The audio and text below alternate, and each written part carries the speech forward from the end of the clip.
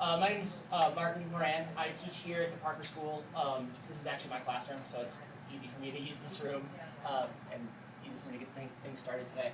I teach history, and I also do some tech coordination here at Parker for the upper school and a little bit of the middle school. And today, what I wanted to do was two things. One, I wanted to talk about kind of the progressive philosophy of technology, which I think is insidious and wonderful. But at the same time, I also wanted to give you guys as much as possible to walk away with. Maybe some of it you've seen before, maybe some of it you haven't. But ultimately, what I wanted to do was find as many ways to get stuff in your hands that was both easy to use and mostly free, because as we know, teachers like free. So where I wanted to start, before I got this thing going, I just wanted to start off with one sort of major point that I need to make before I get this whole thing rolling. First of all, is that first and foremost, technology, and this I think it gets a bad rap because I think people who are predisposed to dislike it tend to think it's all about the shiny toys, the shiny new things, and I want to sort of stress that this is not about the shiny new fun toys that people play with. I carry around my iPad, I carry around my iPhone, I carry around, I'm a dork, okay? But at the same time, I wouldn't use any of this stuff in the classroom unless I found it to be pedagogically necessary, or not necessary, pedagogically useful.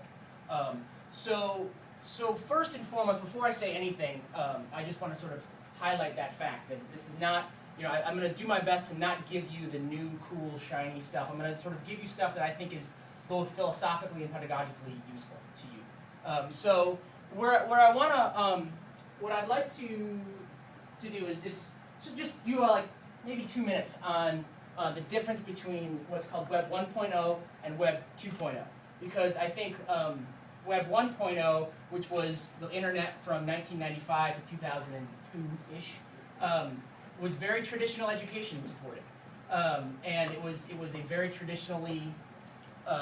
It was based on the same models that we have in traditional education. Traditional education sort of stands up in front of the class. The teacher is the fountain of knowledge, and you are as a student, you are the receiver of that information.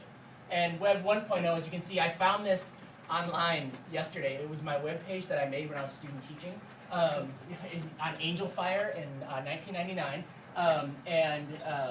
It's still up there, which I was amazed by. But as you can see, it's not exactly the most interactive thing in the world. It's just sort of a site that lists when the periods that I'm free and a little bit about me. There's really nothing on it other than silly resources that I thought were cool at the time when I was 21. And so this is sort of a great example of what Web 1.0 was, because Web 1.0 was all about what can I receive in terms of information from the internet. And the internet was this means by which information was conveyed from the producer to the consumer. And I think right around 2002, 2003, there's a dramatic shift in this. And you see Web 2.0, which is sort of the progressive overtaking of the web. I think that when we talk about Web 2.0, we're really talking about something that follows the model of progressive education much better. And I think this is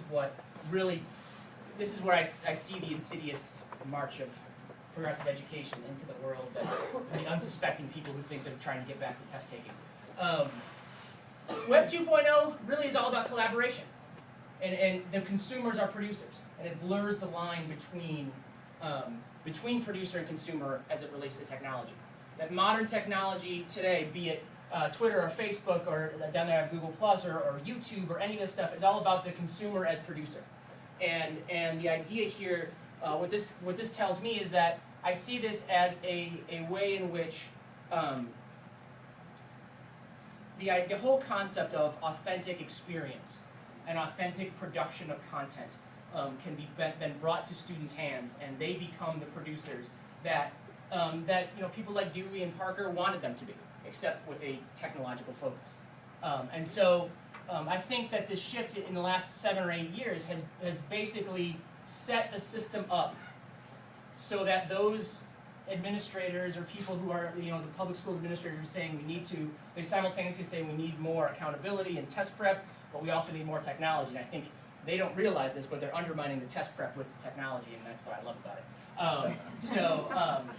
So this is kind of, just the backstory here.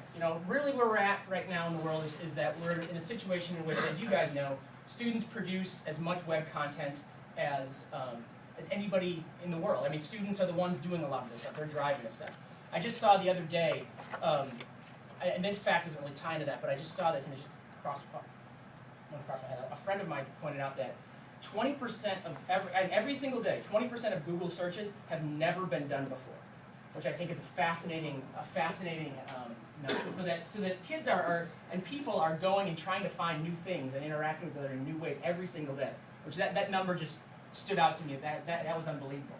That they said 20% of the actual searches are brand new. So the amount that this is happening, the amount that this is changing, is pretty massive. The other thing I want to sort of highlight here, the idea of progressive use of technology, and this is just sort of two statements that I find to be very true. One, progressive use of technology is not about finding new ways to present information. Today I don't want to spend time showing you ways in which I use to present information.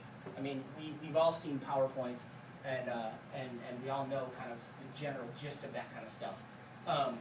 And I don't know if you guys have seen, there's a wonderful essay on death by PowerPoint, which talks about how the U.S. military has decided to stop using it because the soldiers who are getting content are just falling asleep in mass during these presentations.